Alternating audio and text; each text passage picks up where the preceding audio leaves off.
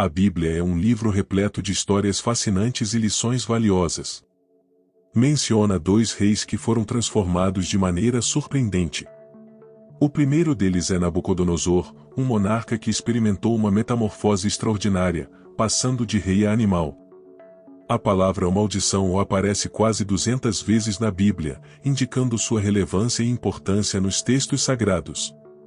Uma dessas maldições caiu sobre Nabucodonosor, cuja história trágica começa com um sonho misterioso e enigmático. Nabucodonosor não era um rei comum, ele era o monarca mais poderoso de seu tempo, unificando o Império Babilônico e estabelecendo a cidade de Babilônia como uma metrópole inigualável. Esta cidade, protegida por muralhas imponentes e canais profundos, era considerada inexpugnável, um símbolo de poder e segurança. O rei não poupou esforços ou recursos para glorificar sua cidade, construindo os magníficos jardins suspensos para sua esposa e erigindo o templo de Mardu. Este templo abrigava imagens douradas dos deuses pagãos Bel e Estar, refletindo a riqueza e opulência da Babilônia sob o reinado de Nabucodonosor. Apesar de sua grandeza e poder, Nabucodonosor possuía uma característica que ameaçava sua soberania, um sonho perturbador que nem seus sábios conseguiam interpretar. Desesperado por respostas, o rei recorreu ao profeta Daniel, conhecido por sua sabedoria e conexão com o divino. O sonho, descrito em detalhes em Daniel capítulo 4 versículo 10 a 18, Nova Versão Internacional, apresentava uma árvore majestosa e frutífera, cuja altura alcançava os céus. Esta árvore fornecia alimento para todos e abrigo para os animais, até que um mensageiro celestial ordenou que fosse cortada, deixando apenas o toco. Daniel, inspirado por Deus, revelou a Nabucodonosor que a árvore representava o rei e seu império. O corte da árvore simbolizava a queda iminente do monarca, enquanto o toco indicava que essa humilhação não seria permanente, mas uma forma de mostrar que o Deus de Israel é o verdadeiro soberano. Infelizmente, Nabucodonosor não atendeu aos conselhos de Daniel para mudar seu comportamento arrogante e impiedoso. Um ano depois, o sonho se tornou realidade, e o poderoso rei foi expulso de seu palácio, vivendo como um animal até reconhecer e aceitar a soberania divina. A história de Nabucodonosor nos leva a refletir sobre a soberania divina que se estende sobre toda a humanidade, concedendo e retirando poder conforme sua vontade. Daniel capítulo 4 versículo 32. O rei, após um período de humilhação e isolamento, reconheceu a supremacia do Altíssimo, louvando e orando-o como o eterno governante do universo. Durante esse tempo de provação, Nabucodonosor experimentou uma transformação física e espiritual profunda. Seu corpo antes imponente e régio tornou-se selvagem e desgrenhado, com cabelos crescendo como penas de águia e unhas transformando-se em garras de pássaros. Daniel capítulo 4 versículo 33. Ao final desse período de isolamento e reflexão, o rei levantou seus olhos para o céu, sua sanidade foi restaurada, e ele louvou o Deus Altíssimo, reconhecendo sua eterna soberania e poder. Nabucodonosor foi restaurado ao trono, sua glória e honra foram redobradas, servindo como um testemunho vivo do poder redentor e transformador de Deus. A história de Nabucodonosor serve como um aviso solene contra o orgulho e a arrogância. Provérbios capítulo 16 versículo 18 a 19, lembrando-nos de que a verdadeira honra e dignidade vem da humildade e do reconhecimento de nossa dependência de Deus. A narrativa bíblica, então, nos apresenta outro rei, Acabe, conhecido como o rei mais maligno da Bíblia. 1 Reis capítulo 16 versículo 30. Acabe, filho de Onri, praticou o mal aos olhos do Senhor de maneira mais intensa e persistente do que seus predecessores. A maldição sobre Acabe teve início com seu casamento com Jezabel, uma mulher notoriamente má e inimiga do povo de Deus. A união com Jezabel levou Acabe a um caminho de rebelião e idolatria, afastando-se dos mandamentos divinos e atraindo sobre si e seu reino a ira e o juízo de Deus. Um episódio crucial na vida de Acabe foi sua cobiça pela vinha de Nabote, um homem justo e temente a Deus. Acabe desejava a vinha para transformá-la em um jardim de vegetais, mas Nabote recusou-se a vender ou trocar sua herança, conforme prescrito pela lei de Deus. 1 Reis capítulo 21 versículo 1 a 3. A recusa de Nabote deixou Acabe frustrado e abatido. Jezabel, vendo o desânimo de seu marido, tramou e executou um plano diabólico para matar Nabote e apoderar-se de sua vinha. Esse ato de violência e injustiça atraiu sobre Acabe uma maldição severa que afetaria não apenas ele, mas também sua descendência.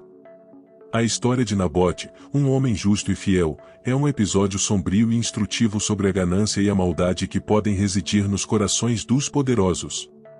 Nabote possuía uma vinha preciosa, uma herança de família que ele valorizava profundamente. Acabe, o rei, cobiçou essa vinha para transformá-la em um jardim, mas Nabote recusou-se a ceder sua herança. Jezabel, a rainha malévola, ao perceber a frustração de seu marido, concebeu um plano nefasto. Ela forjou cartas em nome de Acabe, selando com o selo real, e as enviou aos anciãos e nobres da cidade de Nabote. As cartas convocavam a realização de um jejum e a acusação falsa de Nabote por blasfêmia contra Deus e o rei, um crime punido com a morte por apedrejamento. Os homens da cidade, subjugados pela autoridade real, executaram o plano sinistro de Jezabel. Nabote foi falsamente acusado, condenado e apedrejado até a morte, e sua preciosa vinha foi usurpada pelo rei. Entretanto, o Deus justo e soberano observava esses eventos. Ele enviou o profeta Elias para confrontar Acabe com suas ações malignas. Elias, um homem de fé inabalável e fervoroso zelo pelo Senhor, pronunciou uma maldição sobre Acabe e sua descendência, predizendo a ruína total de sua casa e o desastre que se abateria sobre eles por causa de sua iniquidade. A maldição também se estendia a Jezabel, que encontraria um fim trágico e humilhante, sendo devorada por cães. A profecia de Elias ressaltava a gravidade do pecado de Acabe e Jezabel, e a certeza do juízo divino. Acabe, ao ouvir a terrível profecia, rasgou suas vestes, vestiu-se de saco e jejuou, um sinal de humilhação e arrependimento. Deus, vendo a humildade de Acabe, decidiu adiar o desastre para os dias de seus filhos. A história de Acabe, Jezabel e Nabote é um aviso solene sobre os perigos do orgulho, da ganância e da injustiça. Ela nos lembra que Deus é o juiz supremo que vê todas as coisas, traz à luz a verdade, defende os inocentes e traz juízo sobre os malvados. A trágica história de Acabe e sua família não termina com sua morte. Seu filho Jorão também encontrou um destino violento. A profecia sobre a família de Acabe foi literalmente cumprida quando Jorão foi morto por uma flecha que atravessou seu coração, e seu corpo foi lançado no campo de Nabote, o Gizelita. Jezabel, a esposa malévola de Acabe, também encontrou um fim terrível, conforme predito. Quando Jeú, ungido por Eliseu, sucessor de Elias, chegou a Jezreel, Jezabel tentou usar de sua sedução e manipulação. No entanto, Jeú não foi enganado. Desprezando dela, Jezabel foi lançada de uma janela, e seus restos foram deixados para serem devorados por cães, cumprindo a palavra do Senhor proferida por Elias. A história de Acabe, Jezabel e sua descendência é um poderoso lembrete das consequências do pecado e da rebelião contra Deus. Acabe, embora fosse rei de Israel, escolheu seguir ídolos e praticar o mal, influenciado por sua esposa Jezabel. Ele levou o povo de Israel ao pecado, ignorando os mandamentos e preceitos de Deus. As lições que podemos extrair dessa história são profundas e eternas. Primeiramente, Deus é paciente, mas sua justiça é inevitável. Anos após a morte injusta de Nabote, a justiça foi finalmente servida. Deus não é zombado, o que ele declara é verdadeiro e certo, e suas leis são precisas e intencionais. Acabe escolheu ignorar a obediência divinamente ordenada de Nabote e pagou o preço por isso. Em segundo lugar, Deus lida com o mal e a desobediência. Todo mal e rebelião serão eventualmente tratados por Deus, mesmo que não seja imediatamente ou da maneira que esperamos. Deus é a autoridade final, e não há como escapar de seu julgamento justo e reto. A história de Acabe e sua família é um aviso solene para todos nós. Deus é soberano, justo e santo, e ele requer obediência e reverência de seus filhos.